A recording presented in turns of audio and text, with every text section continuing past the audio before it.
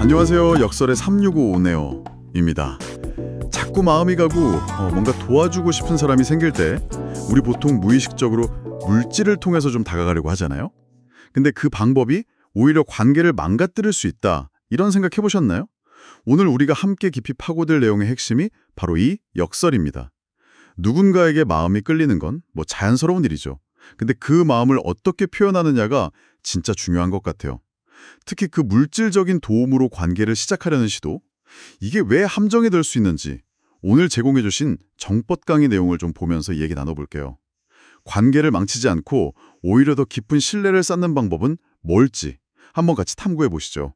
누군가를 돕고 싶을 때 특히 상대가 경제적으로 조금 어려워 보이면 가장 먼저 떠오르는 게 역시 돈이나 물질적인 도움이죠. 이 가르침에서도 없는 사람한테 갖춰지는 방법은 물질 들고 가면 제일 빨라요. 이렇게 딱 짚어주시더라고요.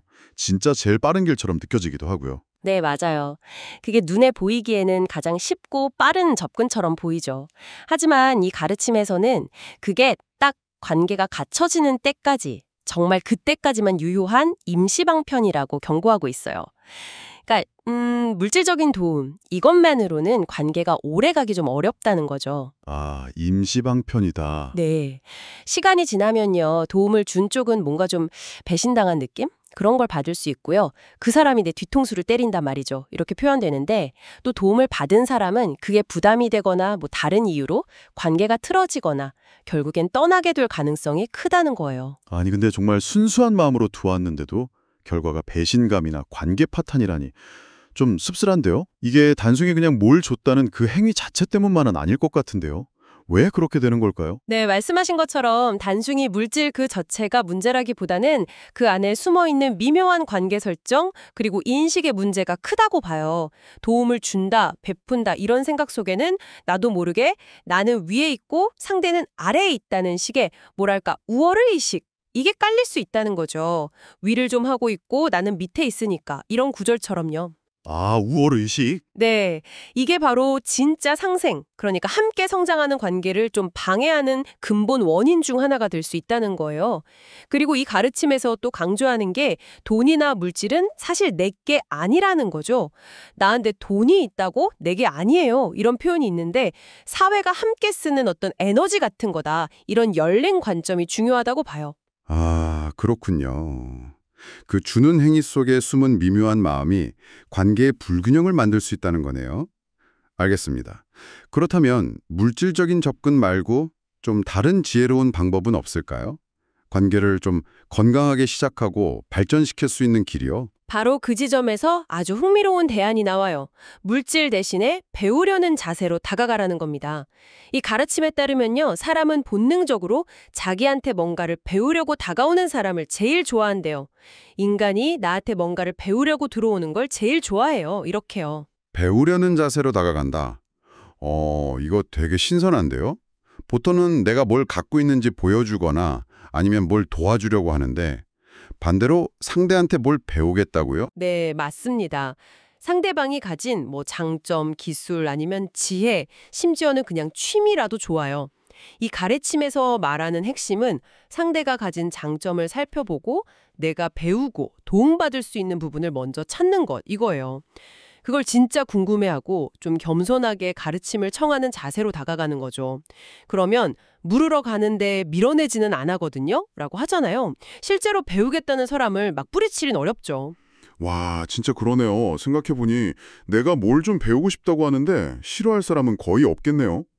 근데 이게 어떻게 그 물질적인 도움보다 더 깊은 신뢰관계로 이어질 수 있는 거죠?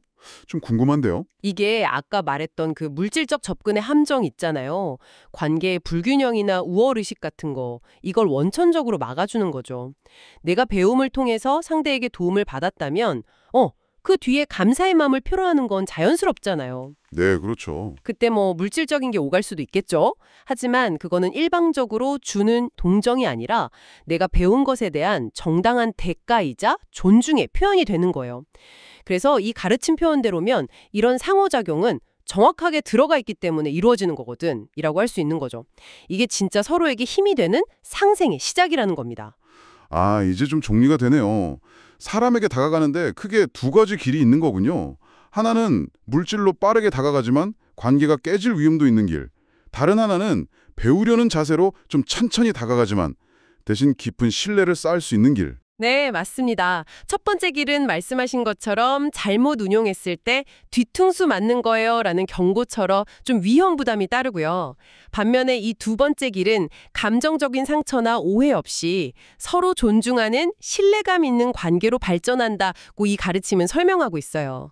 시간은 좀 걸릴 수 있어도 훨씬 단단한 관계를 맺는 방법인 거죠. 결국 핵심은 내가 가진 걸 내세우기보다 상대에게서 배우려는 겸손한 마음, 이게 되겠네요. 아, 이거 정말 관계 맺는 방식에 대해 다시 한번 생각해보게 되는데요. 오늘 우리는 관계를 시작하는 방식에 대한 좀 깊은 통찰을 얻은 것 같습니다. 물질적 도움이라는 빠른 길이 가진 의외의 함정, 그리고 오히려 배우려는 자세가 가져다주는 진정한 연결의 힘에 대해 이야기 나눴습니다. 진정한 관계는 일방적인 도움이 아니라 상대를 존중하고 그에게서 배우려는 그 열린 마음에서 시작된다는 점 기억하시면 좋겠습니다. 네, 마지막으로 청취자 여러분께 질문 하나를 남기면서 마무리할까 합니다. 혹시 지금 여러분의 관계 속에서 뭔가 미묘한 불균형을 느끼는 그런 사람은 없으신가요? 만약 그 관계에서 일방적으로 주는 역할 대신에 상대에게서 무언가를 배우려는 역할로 한번 자세를 바꿔본다면 그 관계가 어떻게 달라질 수 있을까요? 여러분이 아직 발견하지 못한 그 상대방이 가진 놀라운 강점이나 지혜는 또 무엇일지 한번 생각해 보시는 건 어떨까 싶습니다.